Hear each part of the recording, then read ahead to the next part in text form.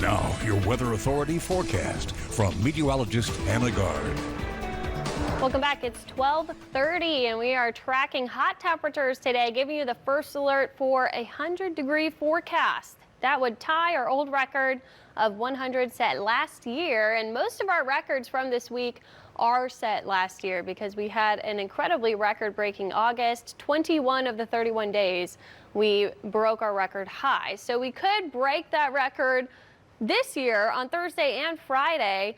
100 tomorrow and then 98 on Friday. There is some light at the end of the tunnel though. Through the weekend we'll see those temperatures go back a little bit closer to average, but it's going to feel hot each day.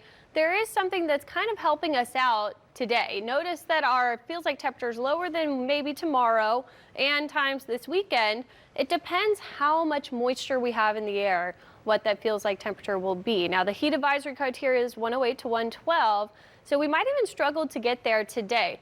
The lower humidity allows your sweat to be more useful. It evaporates, which removes your body heat. That's the point of sweat. When the humidity is high, that sweat can't evaporate, so it doesn't help cool you off, so moist air limits that. We don't want that humidity in play. We do have a heat advisory in effect today for feels like temperatures up to 108, but look at where we are right now. The only place actually seeing that heat advisory criteria is at the lakefront. At the airport, it feels like 103, and we're in the upper 90s on the North Shore. That might even feel dry in some areas. So it's not as bad as yesterday.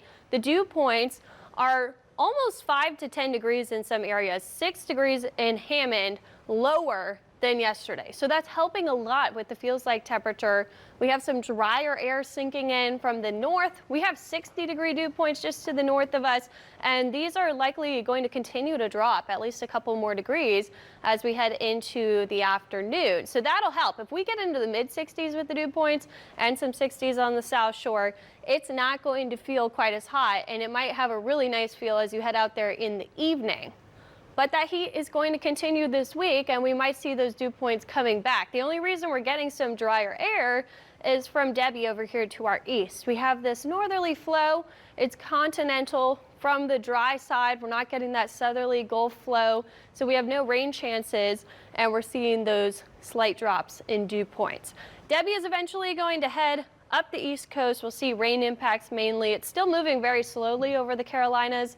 That's been the main problem. It's just kind of sitting there offshore. We have 60-mile-per-hour winds now, so still gusty winds too.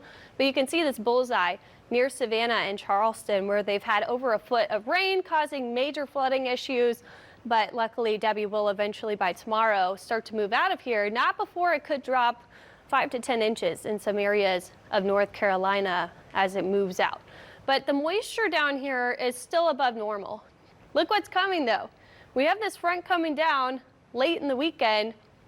That's going to bring 50-degree dew points to some regions to the north of us that haven't seen that, even with Debbie over there. And then it could bring some 60s all the way down to the Gulf Coast. So we'll be watching that. Our humid meter definitely seeing that little drop into Sunday that would help a lot like today to make it feel a little bit better, and it would impact that heat index because that's a combination again of moisture and temperature. Looking at the tropics, we have a wave here in the Caribbean. It's continuing to the west-northwest.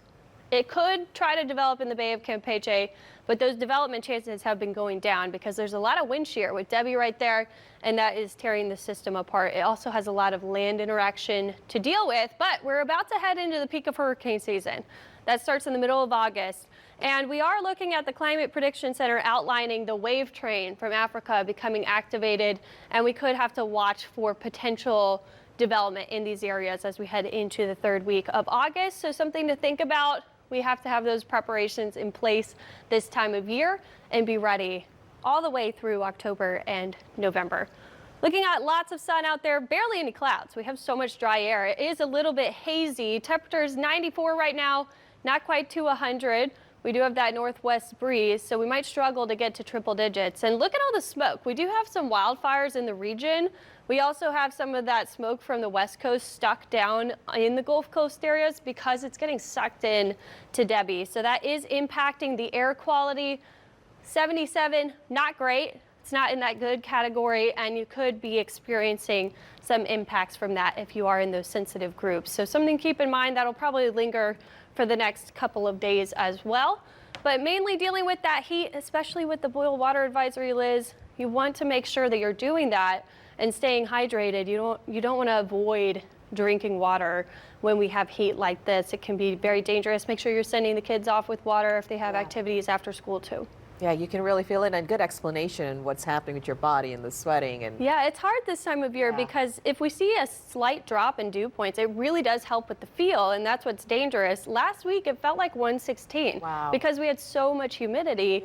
But Debbie's helping us out a little bit with that dry air. If we had that humidity from last week with these temperatures, we would be pushing it on the heat index. Okay, take care out there today. Okay, thank you. Thanks a lot, Hannah.